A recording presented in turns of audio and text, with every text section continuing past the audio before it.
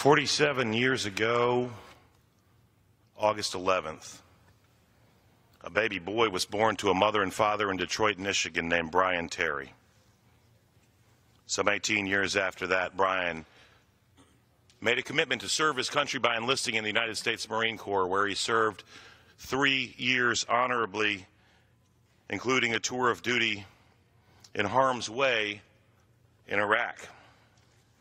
Discharged from the Marine Corps honorably in 1994, Brian Terry followed his calling to serve by becoming a police officer. And then made another commitment, again, not to serve just his community but our nation, as in 2007, he joined the Customs and Border Patrol. But this wasn't good enough for what his mother characterized as a brave, strong defender of people. Brian decided to join the elite border tactical team of the Border Patrol unit.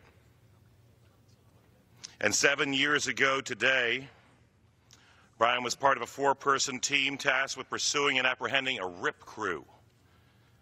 This RIP crew has been alleged to be affiliated with the Mexican drug cartels, and what they did was exploit those who took advantage of the unwillingness of those in leadership in this country to perform that basic, principled responsibility, which is to secure our borders. The RIP crew would rob drug mules as they carried drugs across the border, but also routinely detain and shake down those who snuck through our porous borders.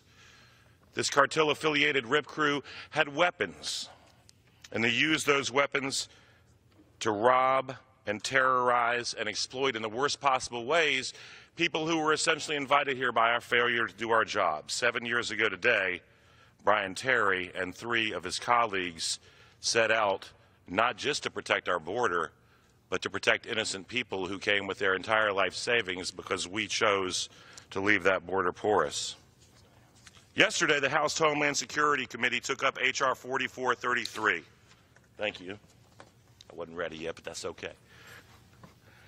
H.R. 4433 is entitled Securing DHS Firearms Act of 2017. We learned during testimony on this bill that in a 2-year period, roughly just over 200 firearms were stolen from people who worked for the Department of Homeland Security or lost. At least one person was killed by these firearms, and I would concur that that is unacceptable. I certainly support the bill, but having served in the United States Army as a leader of soldiers on deployment, all of whom were issued at least one weapon, I wonder if it literally requires an act of Congress to suggest that DHS promulgate regulations to oversee the loss or theft of DHS-supplied weapons. Yes, over 200 weapons is horrible. Yes, one life lost is horrible. But should there be an act of Congress? Because as I recall, as a leader in the Army whilst deployed overseas, we had protocol for dealing with lost weapons, with lost sensitive items, with lost ComSec. We didn't need an act of Congress to tell us to promulgate it. So while I support this bill, it began to make me wonder and then think of a Bible verse, Matthew 7:3. Why do you look at the speck of sawdust in your brother's eye and pay no attention to the plank in your own? So, certainly it's unacceptable that over 200 weapons should be lost or stolen from DHS employees in a period of 2 years, but it is quite literally 1/10 of the scale of the weaponry that our government intentionally put into the stream of commerce to be used by those who would visit harm not only on their neighbors and family members south of our border, but right here on our own soil. So weapons like this, to the quantity of over 200, were lost or stolen from members of DHS. Meanwhile, 7 years ago, weapons like this were put into the stream of commerce by our very government. Weapons like this took the lives of at least one person. Weapons like this, put into the stream of commerce by our very government, have taken at the very least 70 times as many lives. And yesterday, the Homeland Security promulgated a bill, an act of Congress, to address 200 and some weapons like this that have cost at least one human life.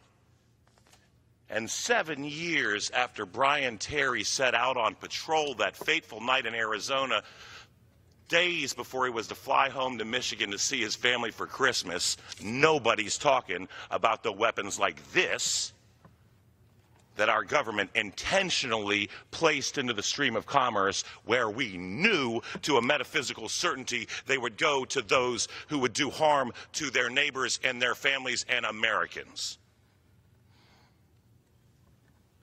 7 years on, we've seen justice. The killers of Brian Terry have been arrested. The first man arrested for having shot Mr. Terry in the back with a military-style rifle, leaving him to bleed to death on the medical chopper that flew him out in an effort to save his life, had, I think ironically, already been deported from this country 7 times. The night that Brian Terry set out to protect not only the borders of this nation, but the people who seek to enter it, because we will not uphold our responsibility, the man who killed him was about robbing the very people who were coming here because we allowed it by not doing our jobs. And he'd already been deported 7 times. Now, we know that close to 70 people have died because we intentionally, as a nation, put into the stream of commerce military-style weapons. Next. In fact, we've lost track of over 1,400 of the over 2,000 weapons that the Obama administration thought it would be a good idea to intentionally let go to Mexico. The weapon pictured next to me is a Garrett M82 50 caliber anti-personnel and material rifle. There are members of this body who have spoken on how this weapon should be illegal because conceivably it can take down an airplane. Why do I digress? Because that weapon, next picture, was recovered in a hideout known to be used by the most notorious murderer in North America in the last 100 years, El Chapo Guzman. The United States government watched while a weapon that some members of this body would suggest can take down an airplane was trafficked to a man who was trafficked in death, to the point where the next slide I show will blow any thinking person's minds. Many of the 160,000 roughly deaths of civilians in Mexico can be traced directly back to this man. And we know, because it was recovered, that at least one of the military-style weapons that he received came from us. So 7 years ago today,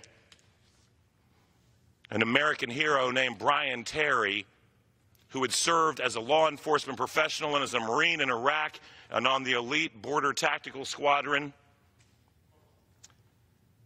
set out to protect America, but to also protect those who sought to enter it, whether legally or illegally. And when he did so, he did understanding fully, as those who take an oath to defend this nation do, that some things in this world are worth standing and fighting and dying for. And tragically, 7 years ago tonight, Brian Terry made that sacrifice. And I had no intention of standing and speaking on this today until H.R. 4433, Securing DHS Firearms Act of 2017, came before the Homeland Security Committee yesterday, but it struck me as ironic Not only did I serve in uniform as a combat arms officer for nearly 6 years, I spent just under 10 years as a prosecutor, and I have a passion for a number of things, but foremost among these is justice.